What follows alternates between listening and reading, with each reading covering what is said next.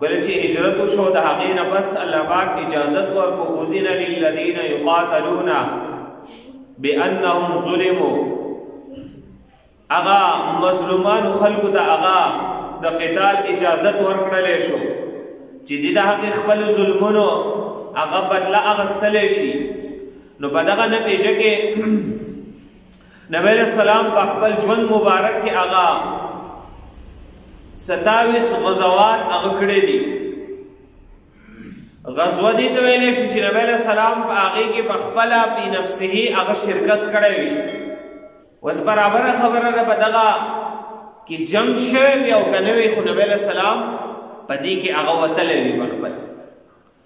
او سریه دي ته ویلی شي نبی علیہ السلام یو لښکر لیږلی وي یو صحابي امیر جوړ کړی وي او نبی علیہ السلام په خپله نه وي تلی د هغې سره او صحابه کرام یې هغه لیږلی وي دې ته چې دی نه هغه سریه ویلی شي نو د الله پاک د طرف نه چې د جنگ او جهاد اجازت راغی د دې نه پس چې دی نه هغه د نبی علیہ السلام په ژوند کې هغه 27 غزوې شوي دي بعضو چې دی نه هغه 19 بعضې 21 او بعضې د 24 اقوال هغه هم نقل کړي دي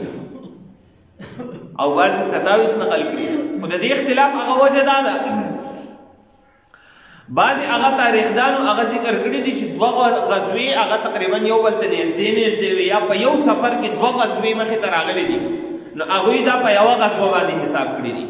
دغه شان یا په یو سفر کې 3 غزوې مخې ته راغلي دي نو هغوی دا هم په یوه غزوه باندې هغه حساب کړي دي او چا چې دا ټولې جدا جدا حساب کړي دي نو د جدا جدا حساب مطابق دا 27 راځي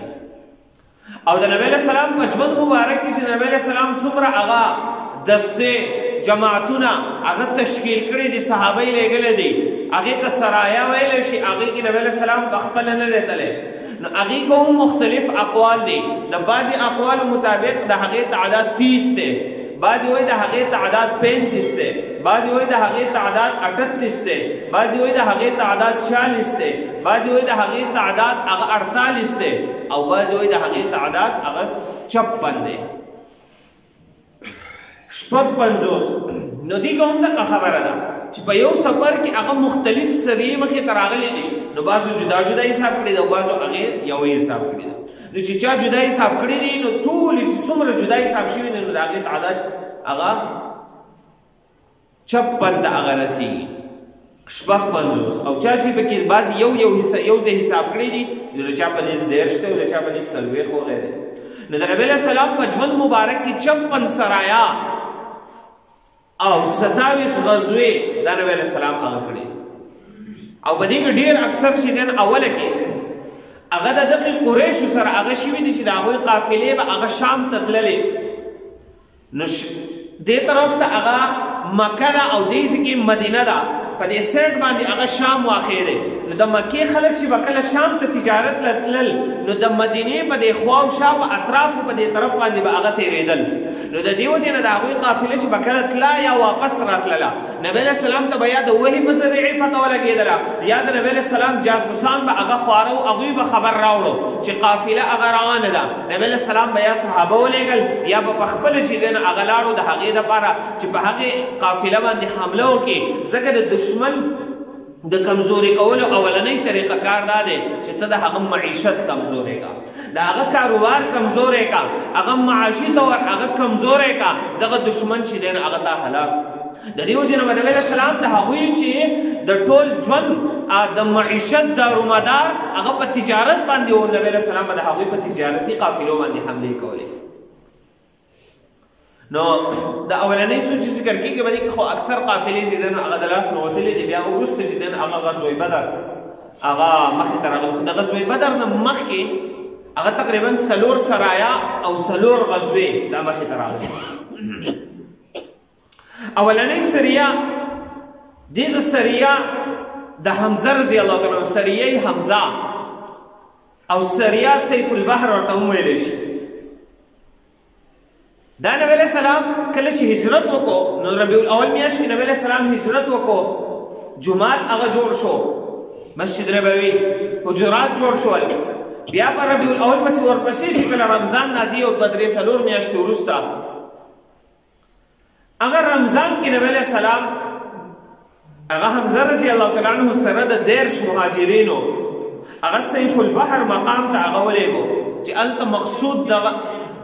قریشو هغه یو قافله وه. په هغه قافله کې 300 کسان وو او د هغوی سردار د قافلې هغه ابو جهل وو. نو نبی علیه السلام حمزه رضی الله تعالی عنہ امیر مقرر کو. دا د اسلام اولنۍ سریه ده. د یې ولېږل چې په دې باندې حمله وکړي او دغه قافله هغه د شام نه واپس راتلله.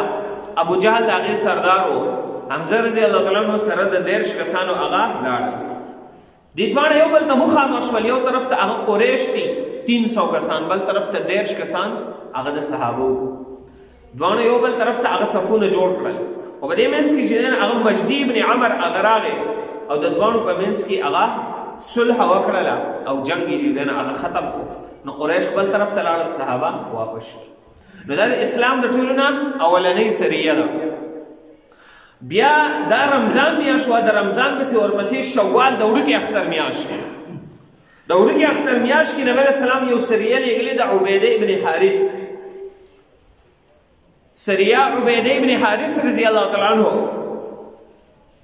دې لېږلې د ده سره تقریبا 80 یا 90 صحابه دي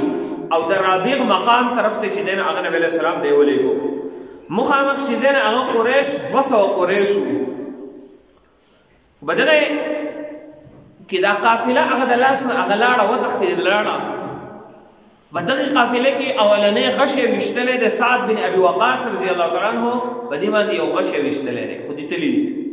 دا د اسلام د ټولو نه اولنۍ تیر او غش یې و چې هغه ویشتلی شوی دی. نو د اسلام د ټولو نه اولنۍ غش سعد بن عباده رضی الله تعالی عنہ په سریه عبیده ابن حارث رضی الله تعالی عنہ په هغه سریه کې هغه اولنۍ غش یې وویشتل. و به هر حال هغه قافله هم د لاسونه ووتله. بیا تقریبا د ذیقعدې په میاشت کې شوال بیا بس ورپسې ذیقعده ده. بیا ذوالحجه د حج میاشت ده. نو د ذیقعدې په میاشت کې هم دغه کال دی نبی علیه السلام 20 مهاجرین د خرا مقام طرف ته هغه ولېږل او دې د سریه سعد بن ابي وقاص رضی الله تعالی عنہ ویلی چې دی سردار و او 20 صحابه د سره او دلته هم مقصد د قریشو قافله وه. لیکن کله چې دی ورسېدل د صحابه نو د قریشو قافله هغه وتلې وه. نو دی بیا د هغه ځای نه هغه واپس شو. دا 3 سریاګانې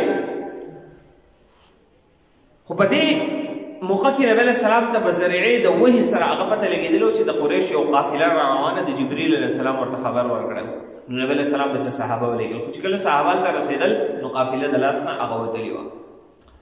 بیا تقریبا په رجب 2 هجرۍ کې د زبرګې میاشت چې ورته هغه خلک وایي په 2مه هجرۍ کې نبی علیه السلام یو سریه لېږلې ده. هغې ته سریه عبدالله ابن جحش رضی الله تعالی عنه ویلی شي. خو دا سریه په اصل کې نبی علیه السلام 12 صحابه لېږلي 12 صحابه وو. دا صرف او صرف د جاسوسۍ دپاره او دا مقام نخله په کوم ځای کې چې په نبی علیه السلام خواته چې دی نو هغه جنات راغلي وو او هلته کې چې دی نو هغه جناتو هغه اسلام قبول کړی او مخکې د هغې واقعه ذکر شوي ده. نو مقام نخله دا د طایف او د مکې په منځ کې هغه یو ځای دی. د طایف په واقعې کې ذکر شوي کله چې نبی علیه السلام د طایف نه واپس راتلو مقام نخله ته چې کله راورسېدو نو هلته جنات راغلل او د نبی علیه السلام تلاوت یې واورېدل او بیا مسلمانان شو خپل قوم ته هغه لاړل. دغه مقام نخله ته نبی علیه السلام دا 12 صحابه هغه ولېږل او د دې مشر عبدالله بن جحش رضی الله تعالی عنه مقرر کو او دې ته دا هدایت وکړل چې کله تاسو ځئ نو دا چونکې دا مقام د مدینې نه ډېر لرې و نو نبی علیه السلام دې ته ارشاد کړی یو خط یې وله ورکړی تاسو به 2 ورځې هغه سفر وکئ 2 ورځې پس به زما خط کولاو کوئ هغه خط به پړاو کوئ که د دغې نه پس تا سره څوک تلل غواړي په خپله مرضۍ هغه به لاړ شئ که څوک واپس کېدل غواړي هغو ته اجازت دی هغو دې واپس شي. کله چې دی لاړل 2 ورځې سفر یې وکړو د هغې نه پسې خط کولاو کړو په هغې کې ورته حکم و تاسو مقام نخله ته لاړ شئ هلته کې چې دی نه هغه به تاسو یئ او هلته چې د قریشو څومره قافلې ځي راځي تګ راتګ د هغې خبر به هغه نبی علیه السلام ته رارسوئ. نو کله چې خط کولاو شو نو عبدالله بن جحش رضی الله تعالی عنه هغه خپل ملګرو ته خبره وکړه چې نبی علیه السلام دغه شان خط راکړی او دا اجازه نه کړی که څوک واپس کېږي نو هغه ځئ تللی شي او که د چا خوښه وي نو شهادت دپاره هغه تیار شي نو ټول وایي چې موږ خو تیار یو نو ټول صحابه چې دی هغه روان شول په دې کې 2 صحابه د هغوی نه اوښان هغه ورک شي په هغې پسې ګرځېدل دي بیا ورک شي دا قریشو هغه قید کړي وي وروسته نبی علیه السلام بیا آزاد کړي دي وروسته تذکره راځي نو دی لاړل هلته کې تقریبا 2 میاشتې هلته دي حصار و د رجب دا میاشت تېره شوله او بیا د شعبان میاشت تېره شوله نو بیا په شعبان پسې هغه رمضان دی نو د رجب او د شعبان دا میاشت هغه د حرمت په میاشتو کې راځي په دې کې چې دی نه هغه جنګ کول هغه حرام و په هغه وخت کې وروسته بیا خیر د هغې حرمت هغه منسوخ شو خو په دغه وخت کې په دې میاشتو کې جنګ کول هغه حرام ګڼلی کېږي نو دغه صحابه چې دی نه هغه یو قافله مخې ته راغله په هغه قافلې باندې دې حمله وکړله او د دې خیال دا و چې دا شعبان دا میاشت ختمه شوې ده حالانکې د شعبان میاشت نه وه ختمه شوې او د شعبان د میاشتې اخري تاریخ و او دې دوی چې بس میاشت راختلې ده او د رمضان میاشت شروع شوله حالانکې رمضان نو شروع شوی نو دې چې دی نه هغه حمله وکړله په هغه حمله کې عمر ابن حضرمي هغه قتل شو او دې ته مال غنیمت میلاو شو هغه نور کسان وتښتېدل کوم سازو سامان و هغې پاتې کو دا د اسلام د ټولو نه اولنی مال غنیمت و چې دا په سریه د عبدالله ابن جحش رضی الله تعالی عنه کې هغه میلاو شوی نو چونکې په دغه وخت کې هغه د مال غنیمت څخه حکم نه و راغلی نو عبدالله ابن جحش رضی الله تعالی عنه په خپل اجتهاد سره د هغې چې 15 حصې کړې 4 حصې هغه په هغه 12 کسانو کې هغه تقسیم کړې او 15مه حصه یې نبی علیه السلام ته هغه ویوړله بیا وروسته چې دن هغه حکم نازل شو هغه هم دغه شانتې حکم و چې د دې به 15 حصې کړلی شي 4 حصې هغه به په جنګ کوونکو کسانو مجاهدینو تقسیم کړلی شي 15مه حصه هغه بیت المال ته به هغه حواله کړلی شي بیا وروسته هغه حکم راغی خو به هر حال دې هم تقسیم هغه شانتې کړی په دې کې هغه عمر ابن حضرمي هغه قتل شوی دی د ده واقعه وروسته غزوې بدر را روانه جمعه چې کله ذکر کوو دا مخې ته به هغه راځي قریشو بیا د ده دا قتل چې دی هغه د جنګ ذریعه ګرځولی و اگر که هغه جنګ د دغې وجې نه و شوی خو قریشو هغه بیا د ځان دپاره هغه یو بهانه جوړه کړې به هر حال دغه مال غنیمت میلاو شو دی واپس شول د هغه ځای نه په دې کې چې دی نه هغه دا 4 سریې د غزوې بدر د مخکې او دغه رنګې 4 غزوې هغه مخې ته راغلي دي د اسلام د ټولو نه اولنۍ غزوه چې نبی علیه السلام په خپله بنفسه په هغې کې شرکت کړی وي هغې ته ویلی شي غزوه ابوا یا غزوه ودان ابوا دا د یو ځای نوم دی ودان دا هم د ځای نوم دی د دې دواړو په منځ کې تقریبا 15 کیلومتر لار ده خو دا دواړه تقریبا یو بل ته نږدې دي د دې وجې نه د دې غزوې نوم غزوه ابوا یا ودان هغه کېښودلی شو دا د اسلام د ټولو نه اولنۍ غزوه ده په دې کې نبی علیه السلام په خپله شرکت کړی دی بعضې چې کوم کتابونو کې ذکر شوي چې د اسلام د ټولو نه اولنۍ غزوه هغه غزوه بدر دی هغه په دې لحاظ چې په غزوه بدر کې باقاعده جنګ شوی په هغې لحاظ اولنۍ غزوه نور تقریبا 4 غزوې د دې نه مخکې شي د غزوې بدر نه نو اولنۍ غزوه غزوه ابوا یا ودان دواړه نومونه دي په 2مه هجرۍ د سفر په میاشت کې نبی علیه السلام د 80 مهاجرینو سره د قریشو یو قافله وه او دغه رنګې بنو زمره یو قبیله ده په دې باندې د حملې په اراده باندې نبی علیه السلام د مدینې نه هغه ووتلو او په مدینه باندې نبی علیه السلام سعد بن عباده رضی الله تعالی عنه خپل جانشین هغه مقرر کو او نبی علیه السلام د مدینې نه ووتلو جنډه د لښکر هغه د حضرت حمزه رضی الله تعالی عنه سره وه او کله چې دې هلته ورسېدل نو پته ولګېده چې د قریشو قافله هغه تلې ده خو قافله تلې وه هلته یو قبیله آباد و نبی علیه السلام اراده په هغوی باندې هم د حملې کولو وه د بنو زمره نو نبی علیه السلام چې هلته ورسېدو د ابوا ګوره د ابوا هغه مقام دی کوم ځای کې چې د نبی علیه السلام مور بیبي هغه وفات شوې ده او د هغې قبر هغه هم هلته کې دی دا هغه مقام دی په هغې کې دا غزوه شوې ده نو هغه بنو زمره قبیله د هغې سره نبی علیه السلام معاهده وکړله معاهده هغه دارنګې وشوله چې یو کافر هغه راځي په مدینه باندې حمله کوي تاسو به زموږ سره د هغوی په دفاع کې هغه یو ځای یو ځای به د هغوی مقابله کوو. تاسو به زمون خلاف د دشمن سره مدد نه کوئ، مونږ به ستاسو خلاف د دشمن هغه مدد نه کوو، د یو بل ملاتړ مرسته به کوو. دغه معاهده هغه ولیکلی شو، د هغه ځای نه نبي علیه السلام واپس شو. دا د اسلام د ټولو نه اولنۍ غزوه وه او 15 ورځې نبي علیه السلام هلته کې هغه قیام کړی. 15 ورځې هلته نبي علیه السلام و، بیا نبي علیه السلام واپس شو. دویمه غزوه د ربیع الاول په میاشت کې، دویمه هجري ربیع الاول په هغې کې مخې ته راغلې ده. نبي علیه السلام د وحي په ذریعې پته ولګېده چې د قریشو یو قافله هغه د شام د مکې طرف ته هغه روانه ده. نبي علیه السلام په خپله د هغې لپاره هغه ووتلو. نبي علیه السلام سره 200 صحابه دي. صاحب ابن عثمان ابن مزعون رضی الله تعالی عنه هغې په مدینه باندې خپل جانشین مقرر کو او نبي علیه السلام سره د 200 صحابو هغه ووتلو. د قریشو په قافله کې 100 کسان وو او 2,500 اوښان د هغوی سره. خو کله چې دې هلته ورسېدل نو د قریشو قافله هغه وتلې وه. بیا درېیمه غزوه غزوه عشیره. نبی علیه السلام د قریشو قافله د ابو سفیان په سرکردګۍ کې هغه روانه وه. نبی علیه السلام په هغې باندې حمله کول هغه غوښتل. خو دا هغه قافله ده په دې طرف نه چې کله دا قافله ده مکې نه هغه تلله شام ته، نو نبی علیه السلام په دې باندې حمله کړې ده. د دغې غزوې نوم عشیره دی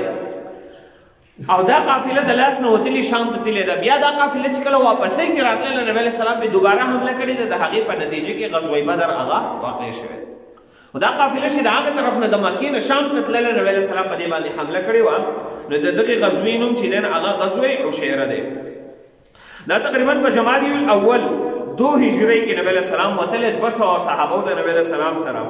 او ابو سلمه بن عبد الاسد نبی علیه السلام په خپل ځای باندې په مدینه کې هغه جانشین او مشر مقرر کړ او نبی علیه السلام ووت. کله چې هلته ورسېدل نو پته ولګېده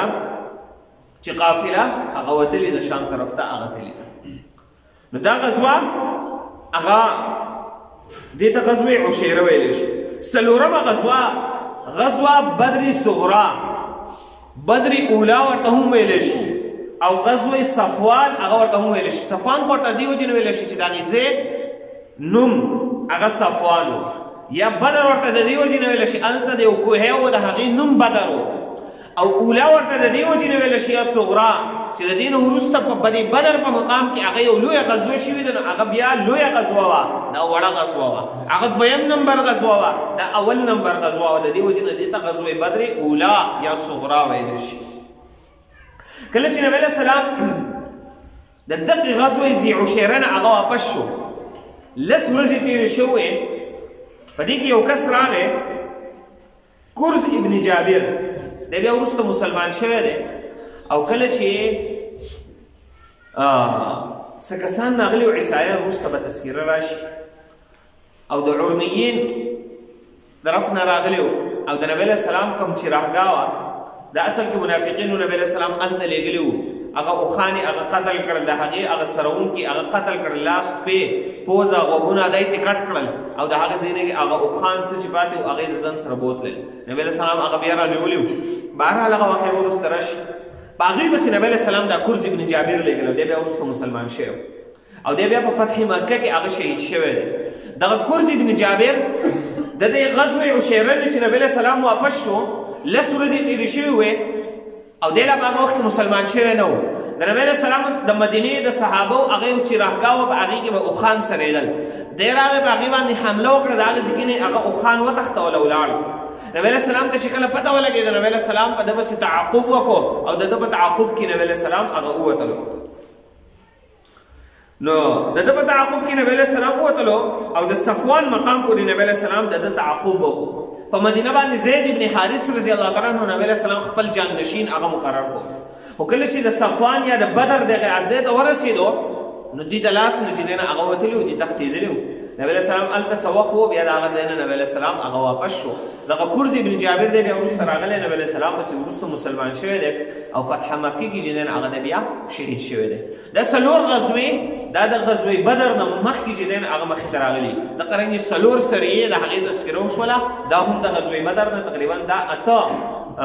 جنګونه هغه مخکې ته راغلي. بعضې کې جنګ شوی، بعضې کې نه دی شوی. نو دا اته غزوات او سریات چې دین هغه مخې ته راغلي. وروسته بیا د دې نه پس په رمضان المبارک دویمه هجرۍ کې غزوه بدر چې دین هغه مخې ته راغلی د هغې واقعه انشاءالله آینده جمعه به